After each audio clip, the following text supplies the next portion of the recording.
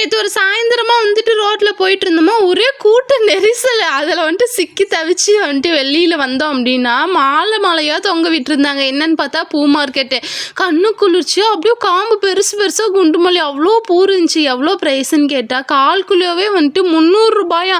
கேட்ட உடனே எனக்கு உண்மையாலுமே அட்டாக்கே வர மாதிரி ஆயிடுச்சு. சரி அப்படின்னு சொல்லிட்டு 100 ரூபாய்க்கு தாங்கன்னா 100 ரூபாய்க்கு தரமாட்டாங்களா, 120 ரூபாய்க்கு தான் தருவாங்களாம். வாங்கிட்டு வந்தால் ஆதி வெத்தலைக்கார ஆயா கிட்ட சண்டை போட்டு ஒரு வெத்தலையை வாங்கி அது வாய்க்குள்ளே போட்டுட்டு இருக்கிறா. அப்புறமேட்டுக்கு சாமந்தி அதெல்லாம் வந்துட்டு வாங்கிட்டு சாரோட காலேஜுக்கு வந்துட்டு அந்த தோரணம் அதெல்லாம் வந்துட்டு கேட்டிருந்தாங்களாட்டுங்குது. என்னடா அது இந்த விலை வச்சு விற்கிறீங்க அப்படின்ற மாதிரி தான் இருந்துச்சு. ஒரு மலமே வந்துட்டு 50 ரூபா அந்த மாதிரிலாம் வந்துட்டு சொன்னாங்களா.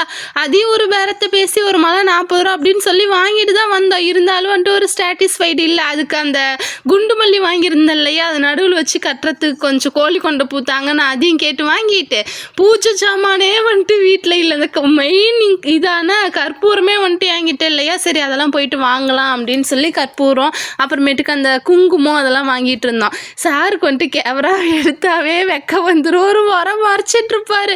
இவன் வைக்கிறியா இல்லை ஃபோனை உடச்சி போடுவா அப்படின்னு சொல்லிட்டு மறைச்சிட்டு இருப்பாரு. அதையும் மீறி வந்துட்டு வீடியோ எடுத்துகிட்டு இருப்பேன். அப்புறமேட்டுக்கு இந்த பத்து குச்சியெலாம் வந்துட்டு மூந்து பார்த்துட்டு எனக்கு அது வேணும், அந்த மாதிரி வேணும், இந்த மாதிரி வேணும்னு அவரே ஒரு விஷயத்தை வந்துட்டு உருவாக்கி அந்த மாதிரி 10 குச்சி வேணும்னாரா.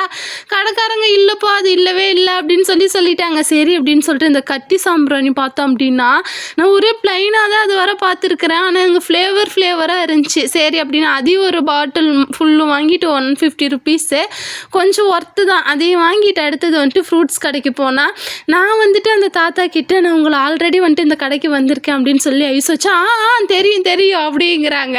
நாங்கள் அங்கே பண்ணுற அலப்புறையை பார்த்துட்டு 2-3 பொண்ணுங்க நின்றுட்டு சரின்னு சிரிக்கிறாங்க. சரி அப்படின்னு சொல்லிட்டு ஆப்பிள் 1 கிலோ, ஆரஞ்சு 1 கிலோ அப்படின்னு சொல்லிட்டு வர வழியில் பார்த்தோம் அப்படின்னா செவ்வாழைப்பழம்.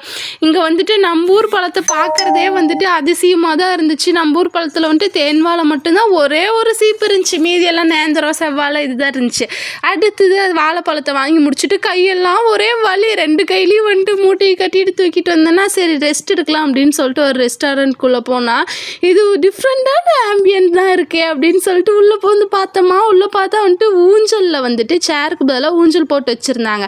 அது மட்டும் இல்லாமல் ஒரு 60 இன்ச் டிவி இருக்கும். அவ்வளோ பெரிய டிவியில் படம்லாம் ஓடிட்டு இருந்துச்சு. நான் சாரையும் பாப்பாவையும் எவ்வளோ அழகாக வந்துட்டு வீடியோ எடுத்தேன். என்ன ஒரு ஃபோட்டோ எடுங்கடா அப்படின்னு சொல்லி கேட்டால் அதுக்குள்ளே வந்துட்டு அத்தனை ராவடி எந்திரிச்சு வாமா ஒரு இடத்துக்கு போகணும் ப்ளீஸ்மான்னு கேட்டாலா. சரி இராதி ஒரு ஃபோட்டோ எடுத்துகிட்டு வராது அப்படின்னு கேட்டேன்னா இல்லைம்மா ப்ளீஸ்மா வாமா அப்படின்னு சொல்லிட்டு எங்கே கூட்டிகிட்டு போனான்னா ஹோட்டலோட அந்த கிச்சன் பார்ட்டுக்குள்ளே அதுக்குள்ளே வாமா போகலான்னு கூப்பிட்றாரு.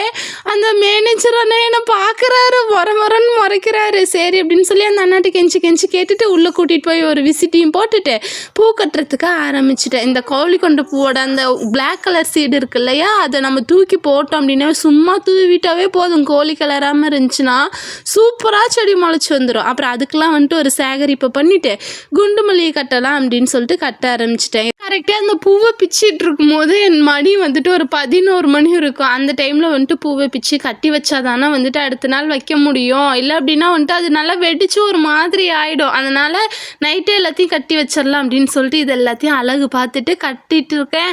அப்போ தான் வந்துட்டு சண்டை. கோசப்பழத்தை வந்துட்டு இப்பயே வெட்டணும் அப்படின்னு சொல்லிட்டு வீடியோ கால் பார்த்துட்டு இருந்தாங்களா. நான் வந்துட்டு இல்லை வேண்டாம் வெட்ட வேண்டாம் காலையில் சாப்பிட்லாம் அப்படின்னு சொல்லி சொன்னேன்னா 2 பேர் அப்பாவும் மகளும் சேர்ந்துட்டு அதை டுமில்னு கீழே போட்டு உடச்சி அதை வந்துட்டு வெட்டி சாப்பிட்டுட்டு இருந்தாங்க. என்ன ஒரு பிணைப்பு அப்படின்னு சொல்லிட்டு சரி சாப்பிடுங்கன்னு சொல்லி பாப்பா அப்பா கொண்டு ஊட்டிலாம் விட்டுட்டு இருந்தா.